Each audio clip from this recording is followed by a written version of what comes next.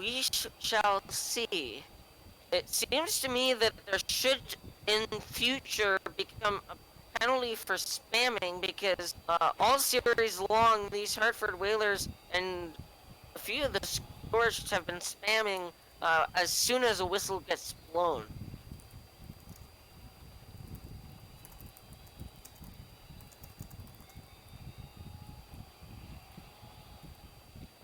So we'll see where we'll see which side of center ice the call lands.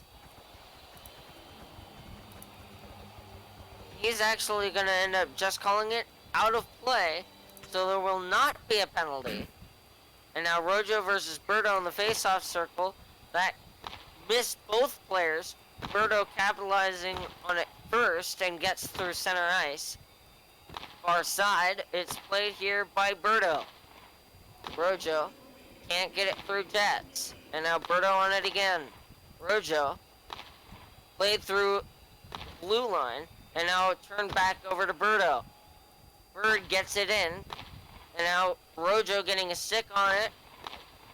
Can't quite get through the Whalers. Now he does. And it's picked up again by Hartford. They've regrouped. Chance there and a save by Tardis, excuse me. And it's back in and another stop by Tardis. He's definitely kept his team alive in this series. He's had his fair share of goals go in, but for the most part, that's been because his defense has not been, or his the defense in front of him has not been able to keep the shots from getting on net. But the few shots but for the most part, Tardis has been able to play a great series and keep a majority of these shots out of the net. Joe's has had it and then ran out of time trying to do something with it. We go to the first intermission. What did you think of the first? Well, it was a lot closer of a game than the last game. I do want to add that I forgot to click the stream button earlier, so the first minute 30 wasn't streamed, but we are now live. Luckily, nothing actually happened. No penalties and no goals. But yeah, this game is going to be a close one as of now if Rojo can hold on. Yeah, but as that one comes out of play, what did you think? I thought it was a pretty good first period there. The Scorched definitely playing a little bit more disciplined than they did in that first game. They may have gotten away with a penalty or two there, but like I said in game one, you got to deal with what you're dealt. And so far, both teams able to do just that, and that's something that the Scorched definitely needed to improve upon, get better at doing. And so far, they've been able to do just that. Rojo helped keep it alive. He's playing by himself, mind you, has only one of his teammates, and that teammate is playing net full time. And Rojo basically is 3v1ing this entire Hartford Whalers team, and you're actually seeing, surprisingly, a pretty good game because of it. Rojo turned it over to the Whalers. The shot ends up going wide, and now sent out across. Berto could have been tagged with an interference call there, but the refs let it go. It's playoffs after all. Refs don't call things. Rojo getting it through Tiger, and it's kept in. Rojo, and now he's loose. Here's a break chance opportunity for Rojo, but the Whalers got back in time. And now getting through. Save there by Tardis, and the rebound is another save, and then it's off the post. Continuing to scramble here in front of the net, and now Rojo knocked off it again. This will be a Hartford penalty. I think that was Berto. Was that Berto? Or Oil? I don't know for sure, but someone's getting a penalty for the Hartford Whalers. It'll be a 30-second tactical advantage for the Scorched. Really, it's just 30 seconds of even strength. But we'll see if Rojo is able to capitalize and score first here in game number 2. And as you mentioned last game, the trend continues where the first team to score has won. So Rojo scoring here could be, statistically, it could work to his advantage. Now, the other thing is you can't get too cocky on a power play because, as you just saw, it's very easy for sometimes for power players to get too focused on the offense that they forget about defense, allow an opposing player to get into the zone, and just like that, Birdo gets a chance on net. And now there could possibly be a penalty against Rojo for delay of game.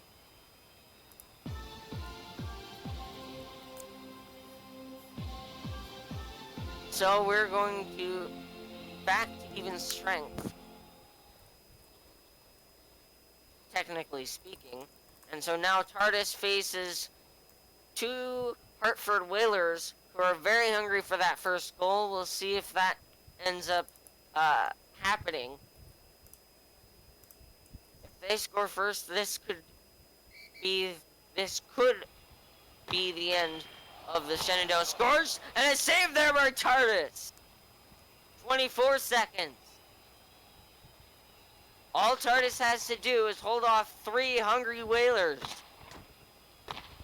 And that could have been an interference call on TARDIS, but he makes the save. TARDIS another stop. And that's cleared away, and it looks like the Whalers getting complacent again. Trying to make setups, and it's not. They are just rendered unable to get shots away. There, he waited for the slapper, hit the post, defended well by TARDIS, and Rojo's out of the box. So once again, the Hartford Whalers not capitalizing on what could be an easy goal. Shot there off the post!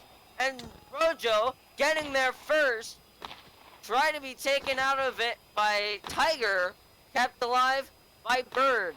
Bird centering, no one there. Oilerator regrouping, and that will do it for period number 2. Could we be headed for another game 2 overtime?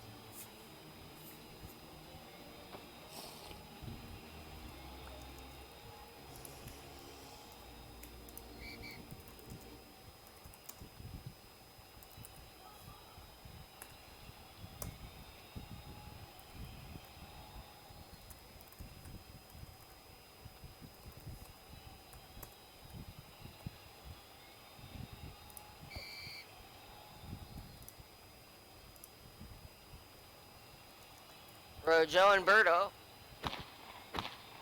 And Birdo wins that. Birdo gaining the zone, kept out by Rojo, regroups and he gets in, scores! Birdo strikes first! Dangling around Rojo, and this game just got opened up. That play was almost offside, and they just had tagged up. If it wasn't for Oil tagging up, Birdo's goal would have not counted, and I was almost quick on the whistle there, and good thing I didn't click it because he had just tagged up before he got that in. But what a goal by Birdo to put his team on top now.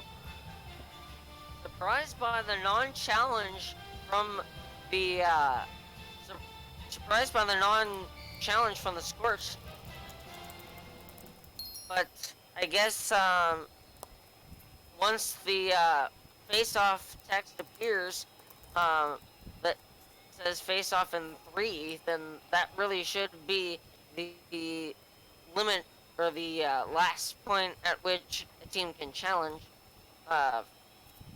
for once this game gets back in.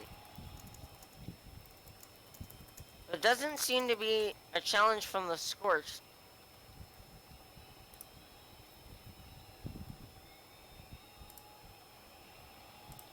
TARDIS claiming that the puck went right through him, but if I'm remembering correctly, it kind of came to the near side just a bit between him and the post, and it didn't really go direct towards him.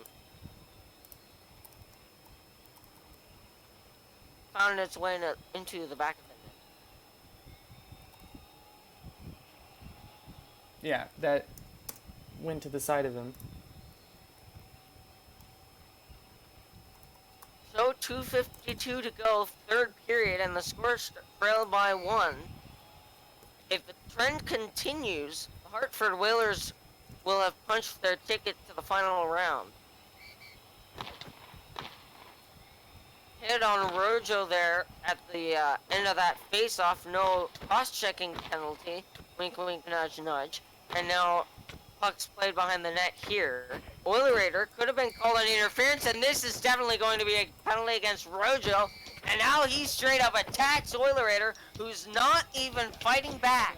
And now a third man in is Curtis, technically speaking, even though Oil is completely running away. And so I think this is going to end up being penalties against both Curtis and Rojo.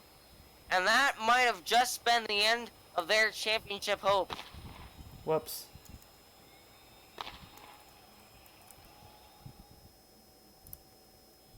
I thought I clicked Rojo.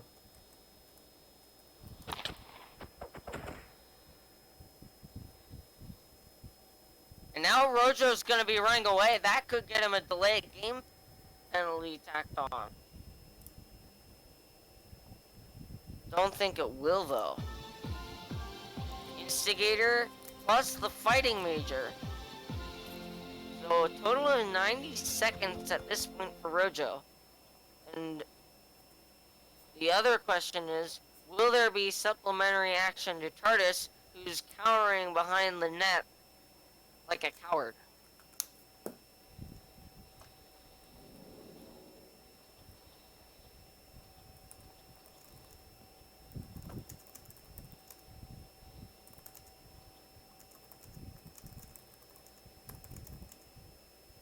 It'll be interesting to see which way the refs call this.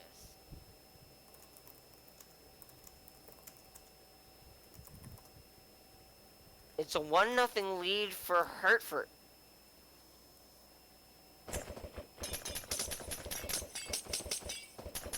Now Oilerator throwing empty splash potion bottles.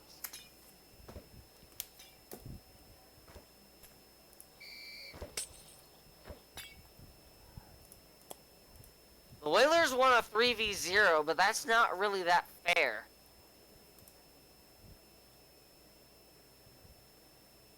Penalty shot would be more fair. However, it is already a 90-second penalty against Rojo. Oilerator screens and they score!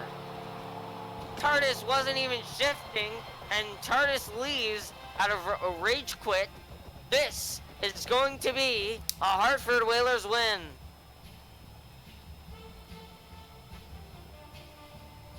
.235 left till that mark.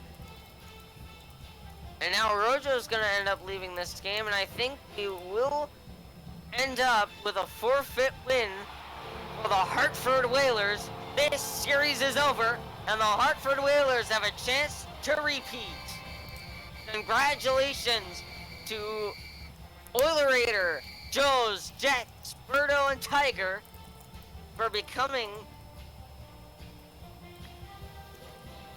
the first team to go to the Cup in back-to-back seasons.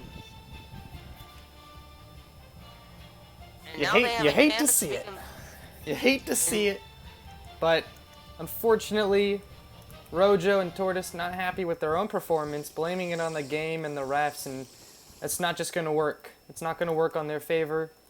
Yep, but the Whalers are going to go back to the Cup their second year to try to make it a repeat. And the other thing, just thought I'd mention, this isn't the NHL. We're not, the referees post-game aren't, a day later, aren't going to say, oh yeah, sorry, we made a bad call. They're going to own their either they're gonna stand by the call they made,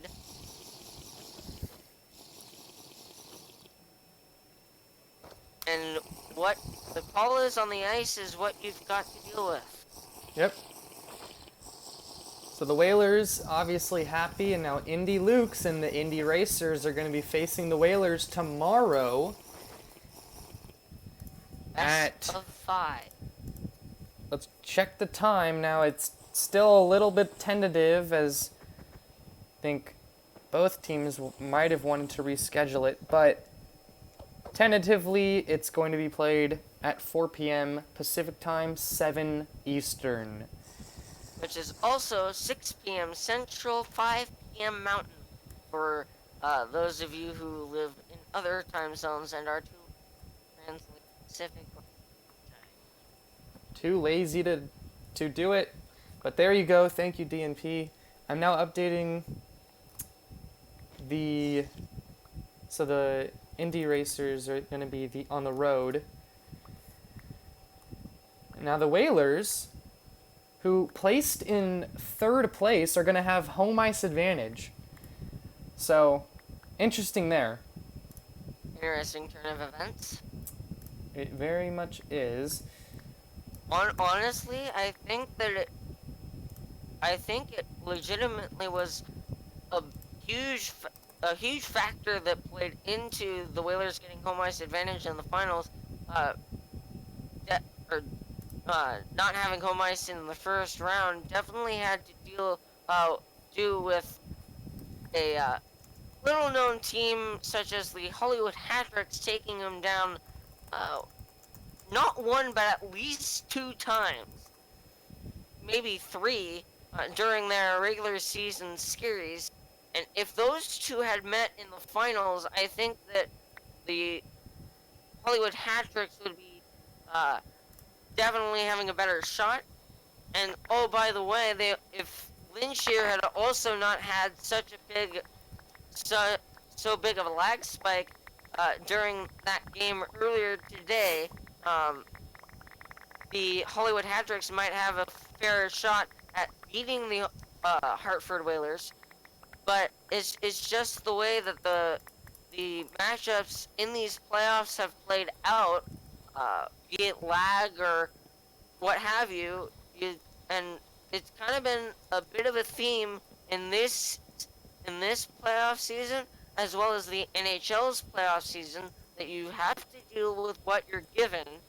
Mm-hmm. And it seems that the teams that have been able to do just that have rise to the occasion, have been able to make it out of the first round to the second round to have a shot at winning the BHL Cup.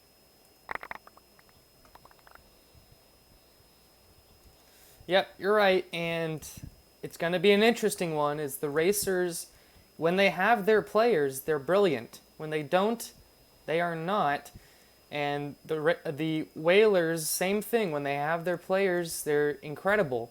But coming in 3rd place is because they did not have their players some of the games, and that's what cost them. So we'll see. Both teams are very good. Obviously, the Whalers looking to repeat. They won the first ever, they won the second ever BHL Cup. And the Racers are... You about to take the initial championship rights away from the San Francisco Flight? Well, the Flight will be forever the Toronto Maple Leafs. But anyways, yes, but the Racers are hungry for it. And that could be the one factor that leads them to topping the Whalers. But we'll see. Tomorrow, tentatively at 4 p.m., and it's going to be a good one, so set your reminder. The videos are already posted. You can set that reminder, and if the time does change, you will be able to know if you subscribe. So go ahead, if you want to join the league, click that Discord link in the description. That's going to do it for me, Flashee, and DNP in the commentator booth. It was nice having you here, and we'll see you in the next one. Take care. Thanks for watching.